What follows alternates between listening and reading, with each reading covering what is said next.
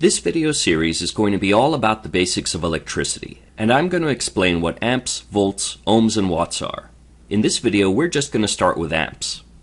So you probably know that everything around you is made up of tiny particles called atoms. The simplified model of an atom has a positively charged center called the nucleus, and you have negatively charged electrons orbiting around it. The terms positively charged and negatively charged are arbitrary, and the important thing to know is that things with opposite charges attract each other, and things with the same charge repel each other. So the positive nucleus of the atom will attract negative electrons, but if electrons get too close to each other, they'll push each other away. In most solid materials, the atoms and their electrons just sit there and don't really move around.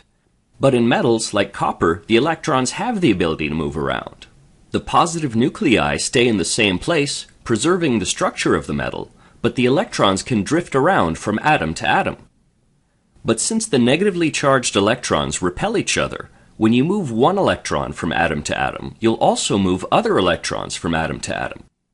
For example, let's say you have a wire that's only one atom thick, and just so you know, I'm massively oversimplifying things here by showing you only one electron per atom.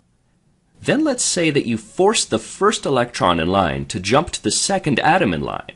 The electrons will all push each other around at the same time, kind of like a conga line. Even though each electron is only jumping a tiny distance, this overall flow happens close to the speed of light. And that's basically what the flow of electricity is. When electrons are flowing through something, you can say that electric current is flowing. Now, how do we measure electric current? Well, you've probably heard of the term amp, which is short for ampere. An ampere refers to the amount of electrons that are flowing per second through something that conducts electricity. 1 ampere is equivalent to 6.24 times 10 to the power of 18 electrons flowing per second. You don't really need to memorize that number, but you should understand that electrical current refers to the amount of electron flow, and that 1 amp means that a lot of electrons are flowing. And obviously 2 amps means that twice the electrons are flowing. And if you want, you can use the analogy of the amount of water flowing through a pipe. Okay, just so you have a frame of reference, here are a few examples of different currents you might encounter in your day-to-day life. Alright, now's the perfect time to talk about electric circuits. An electric circuit is a closed loop where current can flow around. In this example of a flashlight, electrons can flow from the battery through the copper wire, through the light, and through another piece of wire to the other side of the battery. Now remember, when current is flowing here, all the electrons are moving at the same time. Over here, the negative terminal of the battery is pushing the negative electrons away, and those electrons are pushing other electrons away. And this keeps happening throughout the circuit, allowing energy to be transferred from the battery to the light. But if you were to cut one of the wires here, you would no longer have a complete circuit. The electrons can't just jump through the air from one wire to another. So if electrons can't push each other around in a complete loop, no current can flow. When there's no current flowing, there can't be any transfer of energy, so the light stays off. And this is how electric switches work. The switch has 2 pieces of metal inside it, and when the pieces of metal touch, you get a complete circuit and the light turns on. When the pieces of metal are pulled apart, it becomes an open circuit and the light turns off.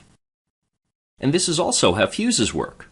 Right now I have 5 amps flowing through this fuse, which is rated for 15 amps. But when I suddenly draw 30 amps, the fuse melts, opens the circuit, and prevents any current from flowing until the fuse is replaced. Very handy for when you don't want to die in a terrible fire. Now there's one more tricky thing about electric current that most people don't know. There are actually 2 naming systems for electric current. One is called conventional current, and the other is called electron flow. You may have heard that current flows from positive to negative, so you might imagine that with this circuit, current is flowing from the positive side of the battery towards the negative side of the battery.